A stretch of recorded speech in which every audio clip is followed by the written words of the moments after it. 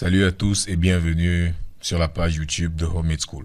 Donc dans cette vidéo, nous allons voir un aperçu explicatif des fonctions à réaliser pour le fonctionnement du plugin. Et nous allons passer au test.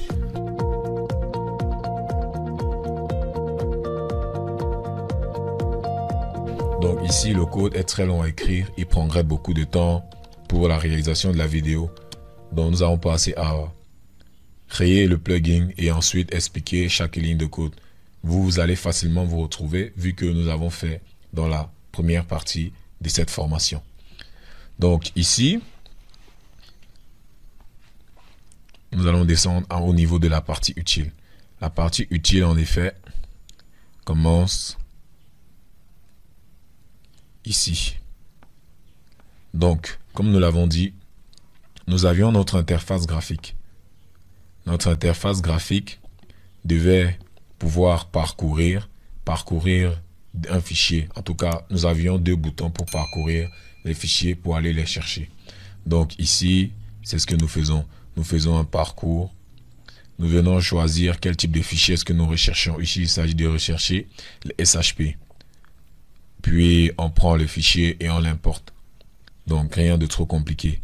Ici, il s'agissait de l'ouverture. Ça veut dire l'ouverture d'un projet en cours. Donc, il s'agissait de faire un QGIS Vector Layer et du nouveau nom de la donnée, puis de la charger dans le projet, en tout cas l'instance du projet actuel.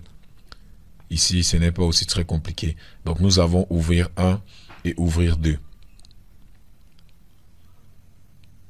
La troisième fonction, il s'agit ici de numF qui nous a permis dans le futur, en tout cas, vous allez voir à quoi il va servir. Ici, je ne peux pas vous donner de manière prématurée sa fonction. Et voilà la fonction la plus importante. La fonction qui travaille même dans l'extraction de l'ondulation. Donc, comme nous l'avons vu dans le PowerPoint, l'extraction de l'ondulation était une étape assez compliquée, ou du moins assez fastidieuse. Nous avons dû programmer ceci étape par étape. La première étape dans la création de la fonction, c'était d'aller dans la couche que nous voulons ajouter la colonne ondulation. Nous devions aller la rajouter dans cette couche-là. Ça veut dire quoi? Pour rajouter un élément, ou du moins pour rajouter une colonne à une couche shapefile, on utilise cette fonction-ci. Ça veut dire que nous venons faire un macouche.dataprovider.capability. Une fois que c'est bon, on vient donc faire quoi? caps.qgsvector.dataprovider.attribute et on vient ajouter ceci. Ça veut dire quoi? QGS file, nous mettons le nom de la couche, puis le type. Bon, ici, nous avons mis string, bon, juste pour un test, mais la vraie valeur, c'est QGS float. Maintenant, qvariant.float. Une fois que c'est bon, nous définissons latitude et longitude.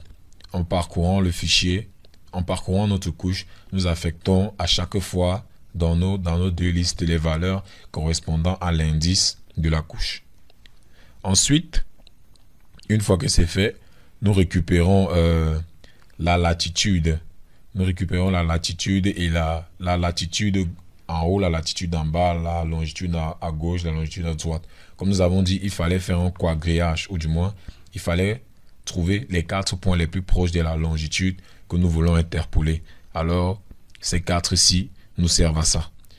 Une fois que c'est fait, on définit le pas en allant lire dans le fichier Excel que nous avons ouvert.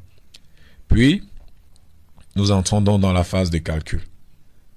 Ça veut dire quoi? Si la possibilité de changer les valeurs est possible, on effectue donc ce que nous avons dit. Nous faisons d'abord une première interpolation suivant un axe que nous souhaitons.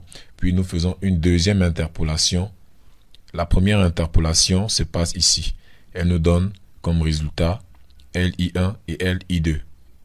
Puis nous faisons une deuxième interpolation qui va nous conduire donc à la bonne réponse au final.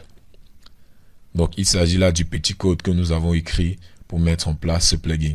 Maintenant, nous allons passer au test. Une fois que c'est bon, nous venons sur QGIS et nous exécutons vecteur lol. Nous voyons donc que notre interface graphique a été dimensionnée comme ceci et nous obtenons ceci. Donc le chargement de la couche se passe jusqu'ici très bien. Donc ce que nous allons faire, c'est parcourir la donnée qui nous intéresse. Dans notre cas, les données étaient placées dans téléchargement. Et il s'agissait des données du Stade Olembe. Ok, une fois que c'est bon, la couche a directement été chargée. Ensuite, nous allons choisir la valeur du H0, c'est-à-dire la valeur d'espacement de départ. Pour que ça ne prenne pas du temps, nous allons prendre une valeur assez grande et nous allons prendre un delta H de 100. Nous allons donc cliquer sur tracer. Lorsque nous cliquons sur tracer, le processus se met en cours. En tout cas, nous entrons dans la boucle que nous avons vue tout à l'heure, la boucle pour tracer. Et à la fin, bien sûr, nous obtenons ce variogramme. Donc, le variogramme a créé un nombre de points correspondant aux données d'entrée que nous lui avons fournies. Donc, il n'est pas forcément fidèle à cause de la taille. Il faut bien choisir le H0 et le delta H. Il faut prendre un H0 et un delta H qui va essayer de reproduire assez fidèlement le phénomène. Donc, nous allons décider de prendre 10 et 20.